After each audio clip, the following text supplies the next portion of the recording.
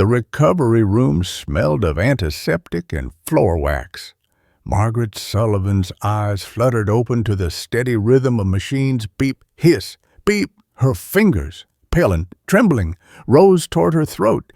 Bandages, soft gauze where for 5 years there had been something else. Emma's hand caught hers mid-air. Her daughter's face hovered close, mascara streaked in twin rivers down her cheeks. Behind her, Dr. Chen checked monitors with practiced efficiency, but Margaret caught something in the surgeon's eyes. Satisfaction. Relief. "Mom!" Emma's voice cracked like ice in warm water. Can you try to speak?" Margaret's throat felt raw. Fortunate, she swallowed, and for the first time in years. It didn't hurt. No pressure, no struggling past the obstruction that had been her secret companion. The sound emerged clear. Not the gravelly whisper she'd grown accustomed to hiding. Not the rasp that made story time at the library impossible these last 2 years. Just her voice. Her real voice. Emma's composure shattered. She pressed her forehead against their joined hands, shoulders shaking. "Oh, God, Mom, I haven't heard you sound like yourself in so long. I didn't even remember." Dr. Chen moved closer, her surgical cap still creased from 6 hours in the OR. "Mrs. Sullivan, we removed 1.3 kilograms. Your trachea was compressed by 60%. Yet, how you managed to function." But Margaret wasn't listening to the statistics. She was watching her son Jack emerge from the corner where he'd been standing, his red-rimmed eyes telling her he'd been there all night. Her baby boy. 40 years old now, flying in from Seattle after 2 years of carefully maintained distance. "Hi, Mom?" His voice broke on the second word. Margaret tried to speak again, testing this newfound freedom. "I'm sorry, I don't." Emma lifted her head, fierce protectiveness flashing through her exhaustion. "Don't you dare apologize. Not yet. We're so angry and relieved and—" She laughed, a sound caught between hysteria and joy. "God, Mom, when the paramedics called and said they found you collapsed in the library with that thing." The thing? Margaret's hand drifted to the bandages again. For 5 years, she'd wrapped scarves around the growing mass, layer upon layer, even in 95-degree heat. She'd told herself she was protecting her children from worry, from another parent's medical crisis so soon after their father's death. But that wasn't the whole truth, was it? Grandma? The word escaped before she could stop it. Emma's brow furrowed. What about Grandma? Margaret's eyes found Dr. Chen, who gave an almost imperceptible nod of understanding. The surgeon had her own story, her own mother who died afraid of hospitals in rural China. It was that shared understanding that had finally broken through Margaret's terror. She died. Margaret's voice grew stronger with each word, like a creek breaking free of winter ice. "During surgery, when I was 45, simple gallbladder surgery, they said, but she never woke up." The room fell silent, except for the mechanical breathing of machines. Emma's grip tightened. "Mom, you never told me. I never told anyone." Margaret felt tears sliding toward her ears. "And when I found the lump 5 years ago, right after Dad died, I couldn't.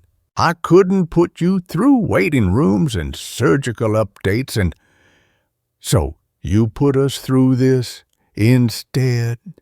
Jack's voice held no accusation, only bewilderment. "Mom, do you have any idea what Chloe said when she called 911? She thought you were dying. She said the scarf came unwound and there was this growth the size of a grapefruit, larger, actually, Dr. Chen corrected gently. Closer to a small melon. The words hung in the antiseptic air. Margaret closed her eyes, remembering the shame of lying on the library floor, her secret finally exposed, young Chloe's scream echoing through the local history section. "But I'm here," Margaret whispered, opening her eyes to find both her children leaning close. "I'm here, and I can breathe, and I can speak, and you're never hiding anything from us again." Emma finished. "Promise me, Mom, promise me right now." Margaret looked at her daughter, 42 years old, a nurse practitioner who'd somehow missed the signs in her own mother. She looked at Jack, who'd stayed away because watching another parent fade had been too much to bear. She looked at Dr. Chen, whose steady hands had given her back her voice. "I promise," Margaret said, and for the first time in 5 years, the words came out clear and true. Before we continue, please leave a like and subscribe. Let me know which city you're watching from. Now, let's get back to the story. 5 years earlier, October wind rattled the library windows, carrying the smell of burnt leaves and diesel from the buses idling outside Cedar Falls Elementary. Margaret Sullivan adjusted her reading glasses and opened the worn copy of The Old Man and the Sea. "But man is not made for defeat," she read aloud, her voice filling the semicircle of retirees. Walter's good ear tilted toward her, his milky left eye tracking nothing. "A man can be destroyed, but not defeated." Hemingway was full of shit, Walter muttered. His fingers drummed against his wheelchair armrest. Thumb, index, middle, repeat. "Try telling that to my platoon in Da Nang." Margaret's throat tightened with a suppressed laugh. 11 months since Tom's funeral, and laughter still felt like betrayal. The grandfather clock by the reference desk ticked toward 4:30. "Perhaps," she said. "But Santiago still went back out to sea." "Because he was hungry." Dolores, 33, clutched her canvas tote against her stomach. "Hunger makes philosophers of us all." Margaret Cohn closed the book. Her fingers found the reading group schedule. October's coffee stains already mapping the paper like age spots. Next week, Steinbeck and Tom had loved Steinbeck.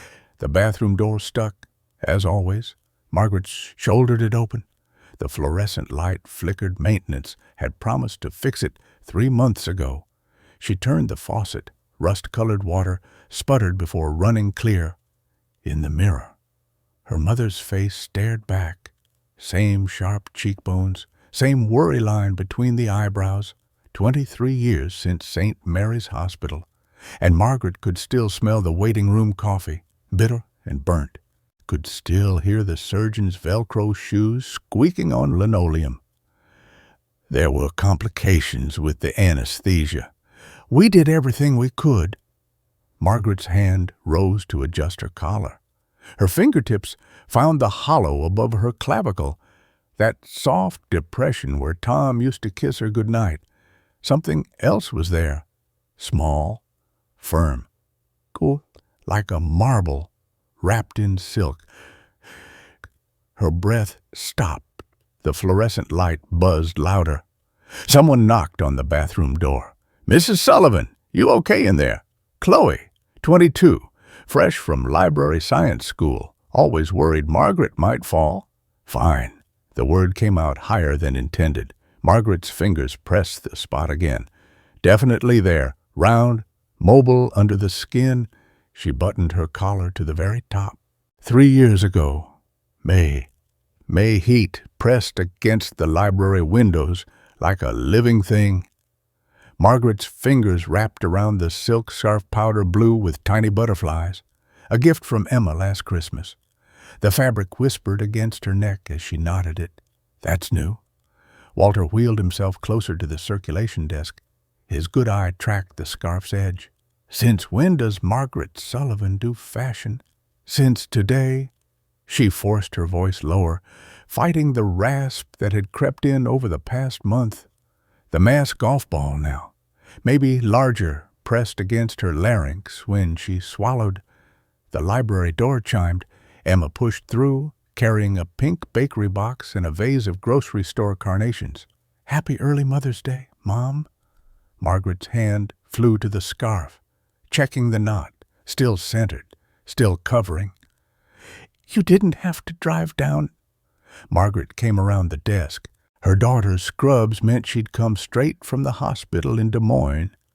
2-hour drive. "I wanted to." Emma set the vase on the counter. Her eyes narrowed. "Mom, it's 80 degrees. Why are you wearing the air conditioning?" Margaret gestured vaguely at the ceiling vents. "Maintenance turned it up. Freezing in here." Walter snorted. Sweat beaded along his hairline, dark patches spreading under his arms. Margaret shot him a look. He wheeled backward, mumbling about finding a book. Emma opened the bakery box. Lemon cake, Margaret's favorite. The smell turned her stomach. Everything did lately, the pressure in her throat making each swallow an effort. "Let's eat in the break room." Emma hooked her arm through Margaret's. "I only have an hour." The break room table wobbled. Emma steadied it with a folded napkin while Margaret poured coffee from the pot Chloe had made that morning. Black sludge by now. Margaret's hand shook slightly. Coffee splashed onto her wrist. "Mom?" Emma reached across the table. "You okay? You seem tired." Margaret sat, tugging the scarf higher. Spring always means more programs. Story time, book club, the literacy volunteers. Emma cut 2 slices of cake. Margaret took a small bite. The frosting coated her throat. She swallowed hard, then harder. The mass shifted, pressing. She grabbed her coffee, washing down the lump of cake. "You're not eating." Emma leaned forward. The afternoon light caught the gray threading through her hair. When had that happened? "And your voice sounds funny. Hoarse. Allergies." Margaret touched the scarf. "Everyone has them this year." Emma's hand shot across the table, fingers catching Margaret's wrist. "Mom, your neck looks—" Margaret jerked back. Coffee sloshed onto the table. "I'm fine." "Let me see." "Emma, I'm a nurse practitioner. Let me—" "I said I'm fine." The words came out sharp, louder than intended. Emma's face went still. They sat in the spreading coffee puddle. The wall clock ticked. Outside, a school bus rumbled past. "I should go." Emma stood. "My shift starts at 3. Margaret walked her to the door. Emma hugged her, quick and efficient, the way she hugged patients' families. Her fingers brushed the back of Margaret's neck. Margaret felt her daughter pause, felt her fingers register the fullness there, the way the scarf bunched over something that shouldn't exist. Emma pulled back. Their eyes met. "Mom, drive safe." Margaret opened the door. "Text when you get home." That night, Margaret lay propped on 3 pillows, the only position that let her breathe without the wheeze.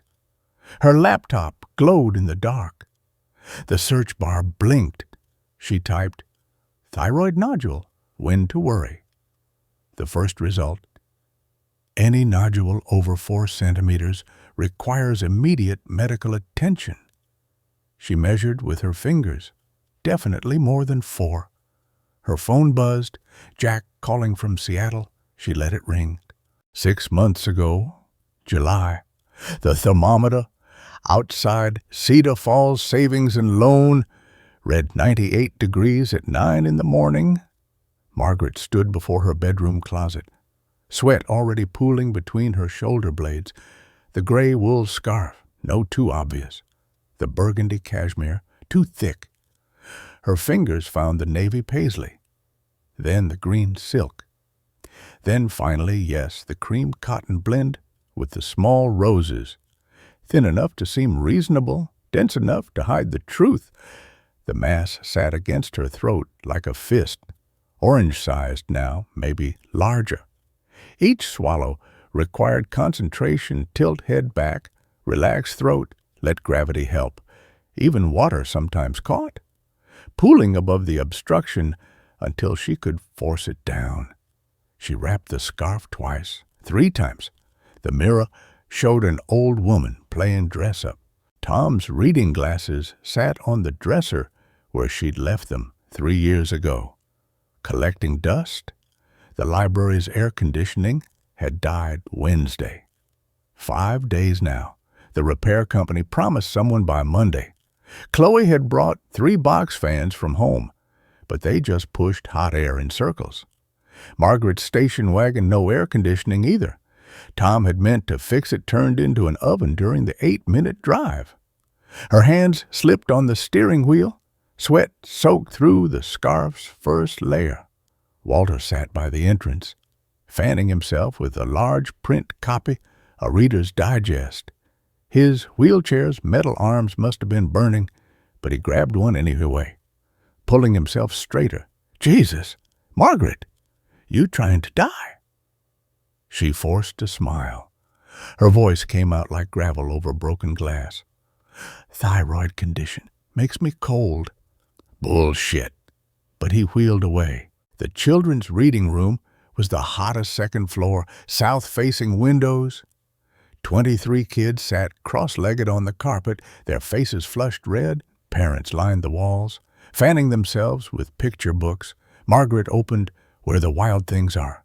Her throat closed. She coughed. Tried again.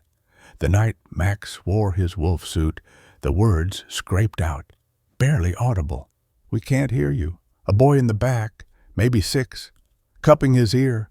She tried to project. The mass pressed harder. The night, a wheeze. Max wore Mrs. Sullivan. Chloe appeared at her elbow. "Maybe we should cancel, with the heat and all." "No." The word came out too sharp. Parents looked up from their phones. "I'm fine." But she wasn't. The room tilted. She gripped the book tighter. Sweat ran down her spine, pooling at her waistband. The scarf felt like hands around her throat. "And Max, the king of all wild things, said," her voice cracked completely, "nothing but air." Walter rolled into the room. "I'll take over." He plucked the book from her hands. "You kids want to hear a story from someone who actually saw wild things. Ever hear about the jungle in Vietnam?" The parents shifted uncomfortably. But Walter was already reading, his voice strong where hers had failed. Margaret stumbled to the break room. The water fountain produced a warm trickle. She tilted her head back, far back, trying to swallow. The water hit the mass and stopped. She coughed, spraying the mirror above the fountain. Her phone rang. "Emma, Mom, I'm coming down. It's too hot to drive. Dad's oncologist, Dr. Patel. She's still at Cedar Falls Medical." "I made you an appointment." Margaret's legs went weak. She sat on the floor, back against the wall. "You had no right." "Mom, I looked at your search history when I was there in May." The phone slipped in Margaret's wet palm. "Thyroid nodules, goiter symptoms, natural remedies." Emma's voice broke. "How to shrink neck mass without surgery." "Mom, how long?" "I can't." Margaret's free hand went to the scarf. "Not after what happened to—" "To who, Dad?" "Dad had cancer, Mom. He had treatment. He had time to say goodbye." "Not Dad." Silence. The break room refrigerator hummed. Margaret could hear Walter in the next room, roaring like a wild thing, the children giggling. "Then who?" Emma's voice went very quiet. Margaret pulled the scarf tighter. The mass pushed back, solid and undeniable. "Mom, who are you afraid of becoming?" 2 weeks ago, Tuesday, 5:43 a.m., Margaret stood naked before the full-length mirror, the mass protruding from her neck like something alien.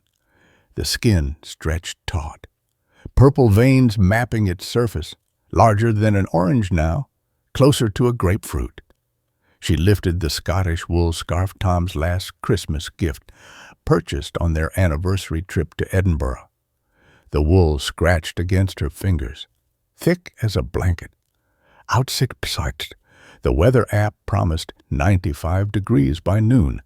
Coffee required 4 swallows now. Tilt head left. Relax throat. Let gravity pull, swallow, repeat. The liquid pooled above the obstruction, threatening to come back up. She hadn't eaten solid food in 3 days. Even soup was becoming impossible. The library parking lot shimmered with heat mirages at 8:30. Margaret parked in the handicapped space. She didn't have a permit, but walking from the far lot made her dizzy now. Not enough oxygen? The mask pressed her trachea nearly closed when she looked down. "Mrs. Sullivan!" Chloe rushed out, holding the door. "I was worried you weren't coming." Margaret tried to answer. Only a whisper emerged. She pointed to her throat, shrugged. "Laryngitis." Chloe's eyes went to the scarf, sweat already soaked through Margaret's blouse. "Oh, honey, you should be home." But home meant silence. Home meant the mirror. Home meant admitting what she'd become. The returned books cart waited by local history. Margaret gripped the handle. Push forward. Stop. Breathe through. Goat. The air felt thick, wet. Someone had left the coffee pot on too long, burnt smell mixing with dust and old paper. First shelf, Iowa Census records. She reached up. Black spots danced in her peripheral vision. She lowered her arm, waited, tried again. The book weighed nothing, but lifting it felt like lifting stone. Second shelf, Cedar Falls Tribune Archives. Her knees buckled slightly. She locked them. Sweat ran into her eyes, stinging. The scarf clung to her neck like wet wool. Third shelf. The room tilted. Her hands missed the shelf, grabbed air. Her knee hit the floor hard. Pain shot up her thigh. She tried to catch herself on the cart, but it rolled away. Her shoulders slammed into the poetry section. Books tumbled. Dickinson, Whitman, Frost. The scarf caught on the metal shelf bracket. She fell backward. The scarf pulled tight, then looser, then unraveling. Loop by loop, like a film running in reverse. The wool scraped across the mass as it unwound. "Mrs. Sullivan," I heard. Chloe rounded the corner, stopped. Her mouth opened. No sound came out. Margaret lay on her back. Books scattered around her. The mass on her neck, fully exposed purple-red, the size of a grapefruit, pushing her trachea so far left that the normal anatomy was unrecognizable. Veins, thick as pencils, crossed its surface. The skin stretched so thin it looked ready to tear. Chloe's scream filled the library, high, sharp, endless. "Call 911. Oh, God, somebody call 911. Walter's wheelchair appeared, his good eye fixed on Margaret's neck. "Jesus Christ!" Margaret tried to speak, to explain, to apologize, but the fall had shifted something. The mass pressed harder against her windpipe. Each breath came as a thin wheeze. Her fingers clawed at her throat. "Don't touch it." Chloe had her phone out, hands shaking. "Emergency Cedar Falls Library? Something's wrong there's a growth. Oh, God, it's huge. She can't breathe right. Please hurry." More faces appeared. Dolores, 2 teenage volunteers, a mother with her toddler, who quickly covered the child's eyes. Everyone staring at her neck, at the thing she'd hidden for 5 years. Margaret closed her eyes. This was worse than dying. This was being seen. Ma'am, can you hear me?" A paramedic, young, maybe 25. His fingers found her pulse. Careful not to touch the mass. "How long has this been here?" She held up 5 fingers. 5 months. She shook her head. 5 years. His voice pitched higher. He turned to his partner. "We need to tube her, now. This could compress completely." They lifted her onto the gurney. The scarf lay on the floor, a dead snake among the scattered poetry books. As they wheeled her past the circulation desk, Margaret saw Chloe still standing there. phone in hand, tears streaming. "I'm calling her daughter," Chloe said to no one. "Someone has to call Emma." The ambulance doors closed. The siren started. The paramedic leaned over her, preparing an oxygen mask. "Ma'am, is there anything else we should know? Any other conditions you've been hiding?" "1 week ago. Hospital room 3. The IV drip counted seconds." Plop, plop, plop. Margaret's fingers traced the oxygen tube running under her nose. Through the window, Cedar Falls spread out in morning haze. The mass on her neck throbbed with each heartbeat, but she could breathe, for now. Dr. Chen pulled a chair close to the bed, not the rolling stool doctors usually perched on, an actual chair. She sat at eye level, hands folded in her lap, no clipboard, no tablet. "Your daughter tells me you're afraid." Margaret's eyes went to Emma, standing by the window, arms crossed, still in yesterday's scrubs. "Everyone's afraid of surgery," Margaret whispered. The words scraped out like sandpaper on wood. "No." Dr. Chen leaned forward. Her collar shifted, revealing a thin white scar at the base of her throat, old, healed. "You're afraid of not waking up." Margaret's heart monitor skipped. "Beep, beep, beep. My mother died in Hunan Province, 1987. Dr. Chen's voice stayed flat, clinical, diabetic, foot infection, very treatable. But she believed hospitals were where people went to die. Her father died in one. Her sister. So she stayed home." Emma turned from the window.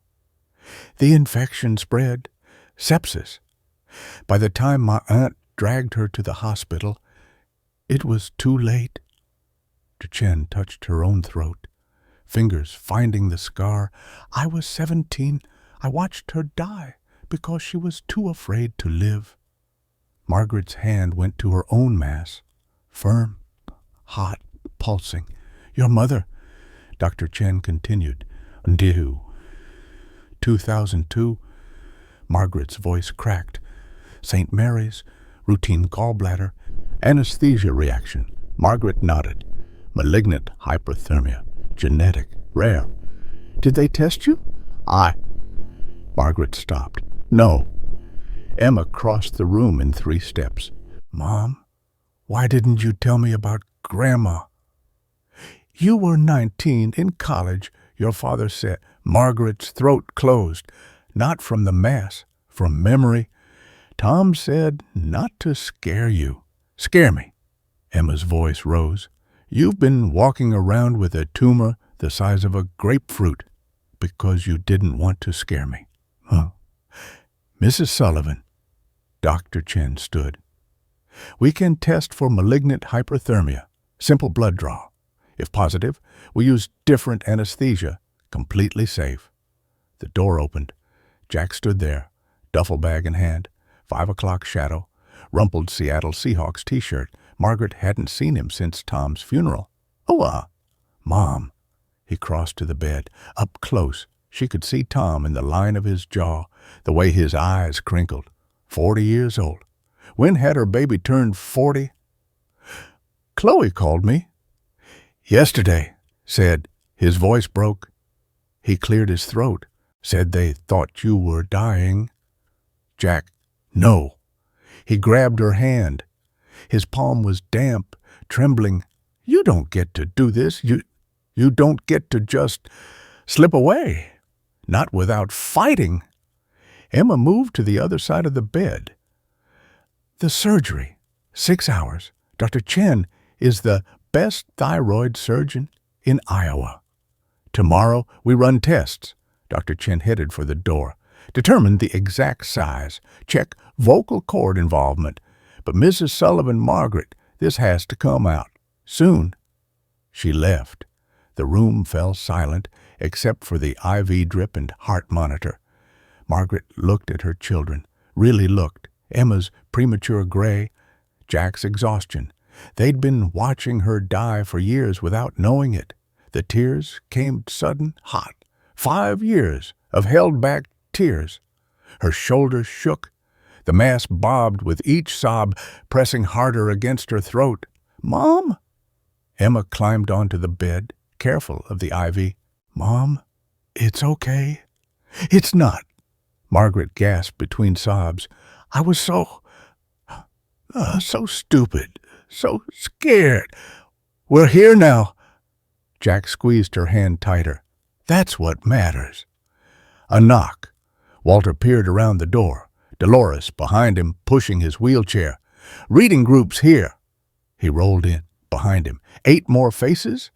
Chloe, the teenage volunteers. "Can't have story time without our storyteller." Dolores held up a gift bag. "We brought books for after." Margaret wiped her face with the hospital tissue. "Thin as air. After you get that thing off your neck and come back to us." Walter's good eye was wet. "We need you, Margaret. The library needs you."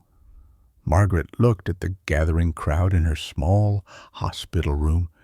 Her children, her readers, her community.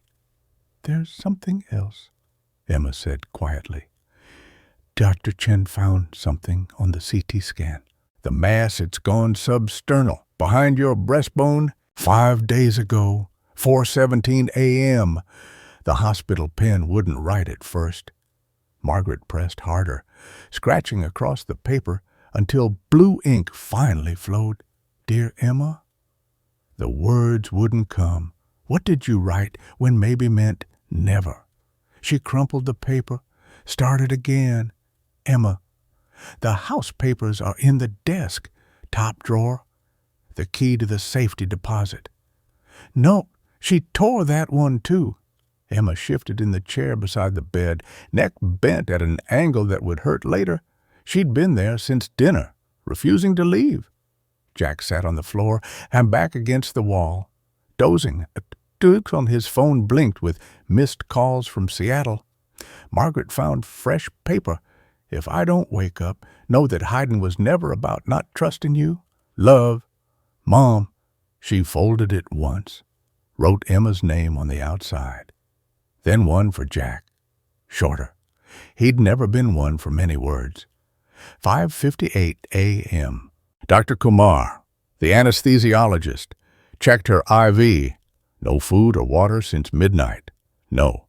Any loose teeth, dentures, all mine. He smiled. Young, maybe 35, steady hands. The blood test came back negative for malignant hyperthermia. Your mother's reaction, you don't have the gene. Margaret's throat tightened. 23 years of fear over nothing. We'll take good care of you. He patted her shoulder. I've done 8,000 of these. You'll be number 8,001. 6:30 a.m. The chaplain arrived, Methodist, like Tom had been. She held Margaret's hand while Emma and Jack stepped into the hall for coffee. Are you afraid? Yes. Of dying. Margaret touched the mass, still there, still growing. Of leaving things unfinished. Then you'll have to wake up. 7:15 a.m., transport arrived. A young man with a beard, humming something Taylor Swift. He unlocked the bed wheels. Wait! Margaret pulled off her wedding ring. Her finger had swollen around it. She had to twist hard. Emma, keep this safe. Emma took it, slipped it onto her thumb. You can have it back in recovery. Jack leaned down, kissed her forehead, his stubble scratched. Love you, Mom. The hallway ceiling tiles passed overhead. 43, 44, 45. The elevator lurched. Her stomach rose. The OR doors read, Authorized personnel only. Inside, bright lights. Steel, blue drapes. A nurse counted instruments. Another adjusted monitors. Music played softly classical. Bach, maybe. Dr. Chen appeared above her, surgical cap covering her hair. Ready? No. Good. Honest is better than brave. She squeezed Margaret's shoulder. See you on the other side. Dr. Kumar connected something to her IV. Count backward from 10. 10, 9, 8. The ceiling lights merged into one bright sun. Tom stood in their kitchen, frying eggs. Sunday morning, and Jack in his high chair, Emma coloring at the table, the smell of coffee and bacon. Tom turned, smiled, said something she couldn't quite hear. Sounds first, beeping, rhythmic whooshing, someone saying numbers, 14 over 90, 96%, pressure in her throat, tube, breathing tube. Her eyes flew open. She's awake. A nurse, black woman with kind eyes. Don't fight it, honey. We're getting it out. Dr. Chen appeared, still in surgical scrubs, mask pulled down. Margaret, squeeze my hand if you can hear me. Margaret squeezed. Perfect. The surgery went beautifully. Wump 3 kilograms. Benign. Your vocal cords are intact. The breathing tube pulled out in one long, uncomfortable slide. Margaret gasped. Air rushed in. No obstruction. No mass pressing. Just air. Mom.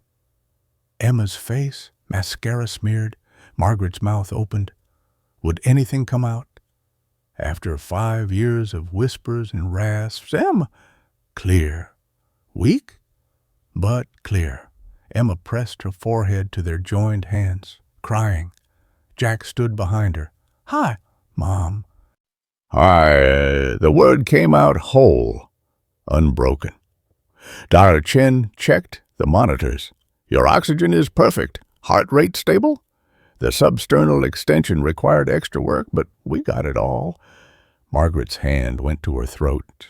Bandages, gauze, tape, but underneath, where the mass had been flat, normal. 6 hours, Jack said. Longest 6 hours of my life. Your children were very patient. Dr. Chen smiled. Though I think they wore a path in the waiting room carpet. Margaret tried to sit up. Pain shot through her neck. Not the pressure pain of the mass. Surgical pain. Healing pain. Rest, Emma said. Just rest. But Margaret's fingers found something else. A hardness under the bandage, running horizontal across her throat. The incision. It would scar. Everyone would see. She looked at Dr. Chen. The surgeon nodded, understanding. 4 inches. It will fade to white, like mine. As Dr. Chen pulled her collar down slightly, revealing her old scar more fully. The hyroidectomy, 20 years ago, my badge of survival. Margaret touched her bandages again. Tomorrow, they'd come off. Tomorrow, she'd see what she'd become. 3 days post-surgery. Morning light filtered through the blinds, striping the hospital floor. Margaret's fingers traced the bandage edge. Dr. Chen had changed it yesterday from thick gauze to a thin adhesive strip. The incision underneath throbbed with each pulse. Let's try again. Dr. Mills, the speech therapist, adjusted her chair closer. It's 40-something. Wedding ring, coffee breath. Read from here. Margaret held the Whitman collection. Jack had brought it from the library. The page shook slightly. I celebrate myself and sing myself. The words came out reedy, but clear. No rasp, no gravel. And what I assume, you shall assume. Better. Your vocal cords need to remember their job. Dr. Mills made notes on her tablet. 5 years of compensation is hard to unlearn. The door opened. New roommate, the overnight admit, had been discharged. An elderly woman, Korean maybe, one leg missing below the knee. The transport aide helped her into bed. Diabetes, the woman said to no one. 10 years I hid it. Cost me the leg. Margaret looked away. Through the window. Cedar Falls looked small. The library roof visible past the Hy-Vee sign. Margaret. Emma's face filled the laptop screen. Can you see us? Behind Emma, Jack's house in Seattle. His daughters, 8 and 6, pressed close to the camera. Margaret hadn't seen them since Tom's funeral. Hadn't wanted video calls with the mass growing. Grandma, What happened to your neck? The younger one. Lily. Margaret's hand went to the bandage. I had something removed, like when Daddy got his appendix out. Similar. Jack appeared behind his daughters. Mom, you look good. Your color's back. She caught her reflection in the laptop screen. Did she look good or just different? The swelling along her jaw was gone. Her neck looked normal, except for the bandage. We're flying out next month, Jack said. All of us. You don't have to. We want to. His voice carried that same firmness Tom's had. We've missed too much time already. After they hung up, Margaret lay back. The new roommate was watching her. I'm Doris. The woman shifted, adjusting her stump. What did you hide? Strange question from a stranger. But hospitals made everything intimate. Thyroid mass. 5 years. Why? Margaret stared at the ceiling tiles. 53 in this room. She'd counted. My mother died in surgery when I was 45. So, the bluntness made Margaret turn. Doris had deep-set eyes, wrinkled hands that had seen work, so I was afraid. No.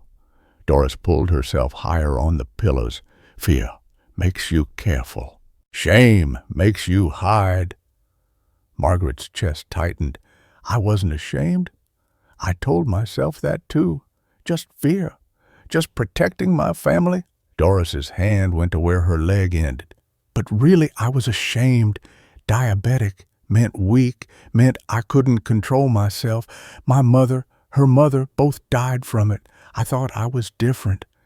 The lunch cart rattled past in the hallway. Someone's monitor beeped 3 rooms down. Lost toes first. Didn't tell anyone. Then foot went numb. Still hit it. Then the infection. Doris's voice stayed flat, matter of fact. Husband found me passed out in the garden. Gangrene had set in. Margaret touched her bandage again. Underneath, the skin pulled with each movement. Know what he said? After the amputation, Doris shifted to look directly at Margaret. Said he wasn't angry about the leg. Was angry about the 10 years of watching me pretend nothing was wrong when he knew something was. Emma had said almost the same thing that morning. After surgery, we knew something was wrong, Mom. We just didn't know you'd shut us out. Your scar, Doris continued. You'll want to hide it. No, you will. First few weeks, you'll wear turtlenecks, scarves again. Tell yourself it's about healing, about sun protection. Doris pulled up her hospital gown, revealing a colostomy bag. Another hidden thing. But it's shame. Always shame. Margaret's phone buzzed. Text from Walter Library Board meeting tomorrow, discussing your position, her position. Would they want a librarian with a 4-inch scar across her throat? Would parents trust her with their children's story time? I have to go back to work, Margaret said. With the scar. Yes? Visible. Margaret didn't answer that night. She couldn't sleep. 3 a.m. She got up, wheeled her IV to the bathroom. The mirror showed truth under fluorescent light. She peeled back one corner of the bandage. The incision ran horizontal, following the natural curve where collarbones met. Red still, raised, but clean, precise. In 6 months, Duchenne had said it would be a white line. She thought about Tom's scar cardiac bypass, 2018. How he'd worn it like proof of choosing life. Open collar shirts all summer, never hiding it. Battle scar, he'd called it. But hers wasn't from battle. Hers was from surrender, from finally admitting she couldn't carry the weight alone. Someone knocked. Duchenne, despite the hour, still in scrubs, must have had an emergency surgery. Couldn't sleep either. The surgeon sat on the closed toilet lid. The night thoughts are the worst. Will people stare? Yes. No hesitation. At first, Then it becomes part of you, like my accent, like your gray hair. I could dye it? You could? They sat in the bathroom's harsh light. Down the hall, someone called for a nurse. My mother, Dr. Chen said finally, died believing hospitals were dangerous. She wasn't wrong. Her father did die in one. Her sister, too. But she forgot that more people live in hospitals than die in them. Margaret pulled the bandage back into place. I spent 5 years dying slowly to avoid dying quickly. No. Dr. Chen stood. You spent 5 years believing your silence was strength. She left. Margaret stayed in the bathroom, staring at her reflection. Tomorrow, the reading group was bringing books. Tomorrow, Emma would help her wash her hair. Tomorrow, the bandage would get smaller. But tonight, she had to decide. Would she hide the scar, or would she wear it? The recovery room, that first breath without obstruction. Margaret's eyes opened to Emma gripping her hand, tears cutting channels through yesterday's mascara. The breathing tube had just come out slick, uncomfortable, final. The sound emerged from her throat like water from a new spring, clear, unimpeded. Emma's composure shattered completely. She pressed her forehead to their joined hands, shoulders heaving. Behind her, Jack stepped from the corner where he'd been standing since 2 a.m. According to the wall clock, red-rimmed eyes, a Seahawks t-shirt wrinkled from sleeping in the waiting room chair. Hi, Mom. Hi. Dr. Chen checked the monitors. Efficient movements hiding her own exhaustion. 6 hours in surgery, 1.3 kilograms of benign tissue removed. The substernal extension had required opening the chest, partially a detail she'd kept from Margaret's children until after. Your vocal cords are perfect. Dr. Chen's fingers were gentle on Margaret's throat, checking the bandage. The nerves intact. Margaret understood now what Emma had heard in that first clear not just her mother's voice returning. Her mother choosing to speak instead of hide, choosing the risk of surgery over the certainty of slow suffocation. 6 months later, October again, the library's community room smelled of coffee and new paint. 23 people in a circle, notebooks open. Margaret stood at the whiteboard, uncapped marker in hand. The stories our scars tell. She wrote the words in clear block letters. Her voice carried to the back row without strain. She turned to face them. The coral blouse's open collar revealed everything. The 4-inch horizontal scar, now faded to pinklets. No scarf to it. No turtleneck. Just skin and its story. Who wants to share first? A woman in the second row raised her hand. 60-something. Silk scarf wound tight around her neck. Despite the warm afternoon, Margaret recognized the look, the careful positioning, the constant adjusting. I'm Joyce. I have something growing. Here. Her fingers fluttered near her throat. 3 years now. Margaret moved closer. Not too close. That would spook her. Tell us about year 1. Small, like a marble. I thought... Joyce's voice cracked. My husband had just died. Lung cancer. I couldn't face more hospitals. Others nodded. An elderly man pulled his sleeve down over what looked like dialysis scars. A younger woman touched her mastectomy site through her sweater. I hid it. Joyce continued. Scarves at first, then turtlenecks, then...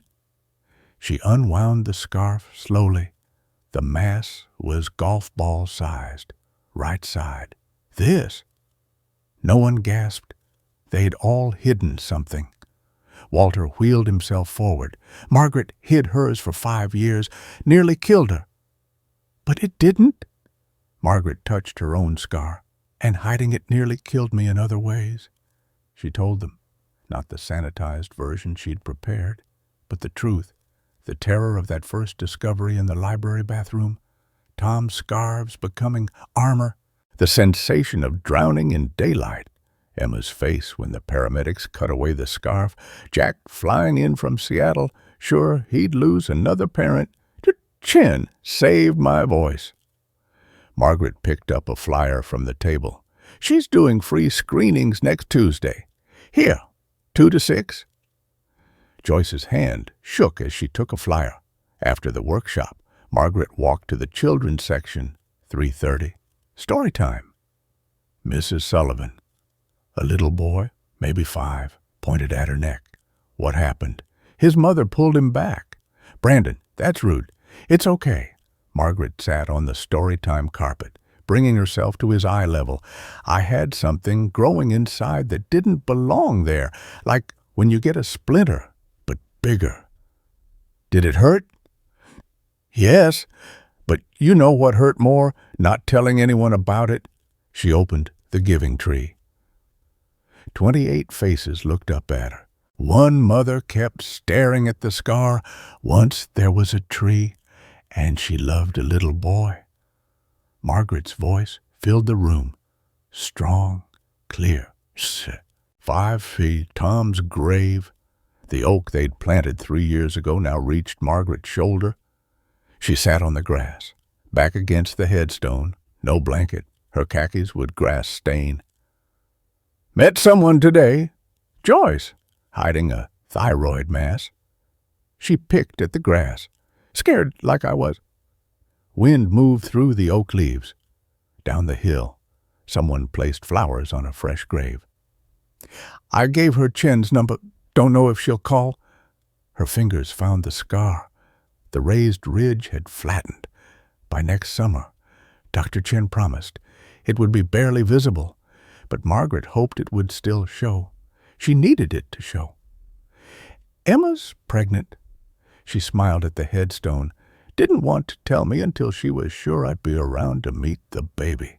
Can you believe that our daughter thought I was going to die rather than get help?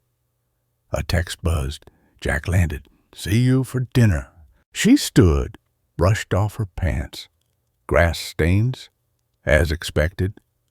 Her hand touched the headstone, then her scar. Both real, both proof of what was and what remained. I'm not hiding anymore, Tom. The library stood 3 blocks away. She could see Walter through the window, arguing with Dolores about something. Chloe shelving returns. Joyce's car still in the parking lot. She'd stayed after the workshop, reading pamphlets about thyroid screening. Margaret walked back. No scarf needed. The October wind touched her scar, cool and honest. The library door chimed as she entered. Chloe looked up, smiled. How was the cemetery? Necessary. That night, washing dishes beside Emma, Margaret caught their reflection in the kitchen window. Her daughter's hand kept going to her own throat. I made an appointment, Emma said, with Dr. Chen for screening. Good. They stood there, hands in soapy water, mother and daughter, both carrying what couldn't be seen, both learning not to hide it. Every one of us carries something hidden. Maybe it's not a mass on your neck, but it's there, that thing you wrap in scarves of silence. Believing your burden makes you unworthy of love. I learned too late that our bodies keep score of our secrets, that shame weighs more than any tumor, that the people who love us would rather see us vulnerable and alive than proud and slowly dying. Margaret's scar became her testimony. Asking for help isn't weakness. It's the bravest thing we do. Your story matters. Your struggle matters. And somewhere, someone needs to hear that they're not alone in hiding, not alone in fearing, not alone in finally choosing to be seen. The scarf comes off when we're ready. The healing begins when we stop pretending we don't need it. This is a work inspired by a fictional story created solely for entertainment purposes. This story does not condone, encourage, or promote any form of violence or harmful behavior. All medical decisions should be made in consultation with qualified healthcare professionals. All characters and events depicted are products of the author's imagination. Any resemblance to real persons, living or dead, or actual events is purely coincidental. The story aims to promote awareness about health anxiety and the importance of seeking medical care when needed.